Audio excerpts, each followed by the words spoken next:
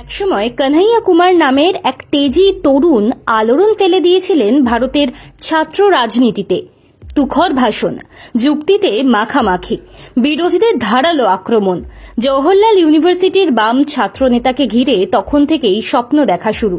বিহার থেকে উঠে আসা, কিন্তু রাজধানীর রাজনীতির প্রথম সারিতে উঠে পড়েছিলেন প্রতিভার জোরে। সিপিআই এর সেই ছাত্রনেতার নাম কানহাইয়া কুমার। 2019 সালে সিপিআই এর হয়ে বেগুসরাই কেন্দ্র থেকে লোকসভা নির্বাচনে লড়াই করেন। সেই কানহাইয়া কুমার এখন কংগ্রেসের যুব নেতা, রাহুল গান্ধীর বিশ্বস্ত সৈনিক। দিল্লির ছাত্র রাজনীতি অনেকটা সমুদ্রের মতো। কেউ কেউ সেই সমুদ্রে নেমেও দক্ষ নাবিক হয়ে ওঠেন। কানহাইয়ার মতোই জওহরলাল ইউনিভার্সিটিতেই ছাত্র রাজনীতিতে স্থায়ী ছাপ রেখেছিলেন বাংলার এক নেত্রী দীপশিতা ধর। এই দীপশিতার হাত ধরেই আবার এসএফআই জন্ম দেয় আরও এক বাঙালি নেত্রী ঐশী ঘোষের। কানহাইয়া কুমারের মতোই ঐশীও লড়েছেন নির্বাচনে। 2021 সালের পশ্চিমবঙ্গ বিধানসভা নির্বাচনে জামুরিয়া কেন্দ্র থেকে সিপিআইএম এর প্রার্থী হয়ে দাঁড়িয়েছিলেন ঐশী।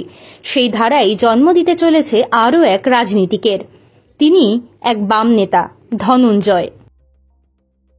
বিহারের বিধানসভা নির্বাচনে শেষবেলায় প্রস্তুতি তুঙ্গে। জোটের আসন রফা, জট জটিলতা যাই থাকুক না কেন, একে একে প্রার্থী ঘোষণা করে দিচ্ছে বিভিন্ন দল। তা নিয়ে বিস্তর আলোচনা চলছে বিহারের রাজনৈতিক মহলে। একদিকে যেমন কোমর বেঁধে নেমেছে এনডিএ জোট, অন্যদিকে মহাগঠবন্ধন পাল্টা জবাব দিচ্ছে। নীতিশ কুমার বনাম তেজস্বী যাদবের লড়াই নিয়ে ফুটছে বিহার। এমন একাধিক খবরের মধ্যে রীতিমতো চমক দিচ্ছে সিপিআইএমএল লিবারেশন। প্রয়াত অভিনেতা সুশান্ত সিং রাজপুতের বোন দিব্যা গৌতমকে বিহারের দীঘা বিধানসভা নির্বাচনে নামিয়ে চমক দিয়েছে দীপঙ্কর ভট্টাচার্যের দল। লিবারেশন কার্যত ঘর গুছিয়ে নেমেছে আসন্ন নির্বাচনে।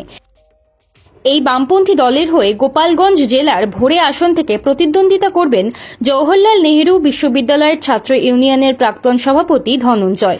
কিন্তু কে এই ধনঞ্জয়?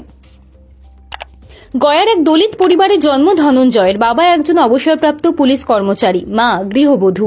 তার স্কুল জীবন কাটে রাঁচিতে। পরবর্তী পড়াশোনার জন্য যান দিল্লিতে। দিল্লি বিশ্ববিদ্যালয়ের অরবিন্দ কলেজ থেকে রাষ্ট্রবিজ্ঞানে স্নাতক হন। ওই সময় থেকে ছাত্র রাজনীতিতে হাতেখড়ি ধনঞ্জয়ের। দিল্লির আম্বেদকর কলেজ থেকে এরপর স্নাতকোত্তর ডিগ্রি অর্জন করেছেন। এখন দিল্লির জওহরলাল নেহেরু বিশ্ববিদ্যালয় থেকে থিয়েটার স্টাডিজে পিএইচডি করছেন তিনি। দিল্লির আম্বেদকর বিশ্ববিদ্যালয় ছাত্র কাউন্সিলর হিসেবে রাজনৈতিক যাত্রা শুরু হয় ধনঞ্জয়ের। সর্বভারতীয় স্টুডেন্ট অ্যাসোসিয়েশন বা এআইএসএ এর দ্রুত উত্থান হয় তাঁর। এআইএসএ হল সিপিআইএমএল এর ছাত্র সংগঠন। গত বছর তিনি জওহরলাল নেহেরু বিশ্ববিদ্যালয় ছাত্র ইউনিয়ন জেএনইউ-এসইউ এর দলিত সভাপতি হন। প্রায় 2 দশকে এই প্রথমবার ঘটে এমন ঘটনা। ছোট থেকেই দলিতদের প্রতি উচ্চবর্ণের অবজ্ঞা সহ্য করেই বড় হয়েছেন ধনঞ্জয়। পরে দিল্লিতে গিয়েও এর মুখোমুখি পড়তে হয়েছিল তাঁকে। যখন দিল্লিতে আসেন তখনও এমন বেশ কিছু ঘটনা ঘটে। তাঁর হোস্টেলের রুমমেটদের অভিভাবকরা অনেক সময় তাঁকে জিজ্ঞেস করেছেন তিনি কোন বর্ণের। খুব ছোটবেলা থেকেই তাঁর পরিবারের সঙ্গে ভিন্ন আচরণ দেখে বড় হয়েছেন ধনঞ্জয়। এমনই এক পরিস্থিতিতে রাজনীতিতে পা রাখা ধনঞ্জয়ের। জেএনইউ-এসইউ এর সভাপতি থাকাকালীন ধনঞ্জয় ফেলোশিপ বৃত্তি বৃদ্ধি নিয়োগের ক্ষেত্রে পক্ষপাতের বিষয়টি তুলে ধরেছিলেন।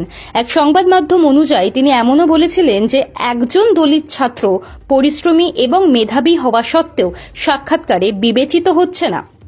নানান বাধা পেরিয়ে ধনঞ্জয় প্রবেশ করতে চলেছেন রাজনীতির মহাসমুদ্রে। বিহারের গোপালগঞ্জ জেলার ভোরে আসন থেকে সিপিআইএমএল এর টিকিটে প্রতিদ্বন্দ্বিতা করবেন তিনি। অনেকেই মনে করছেন বিহার আর এক ঘরের ছেলের মধ্যে দেখতে পারে কানহাইয়া কুমারের ছায়া। সিপিআইএমএল এর তুরুপের তাস হতে চলেছেন ধনঞ্জয়।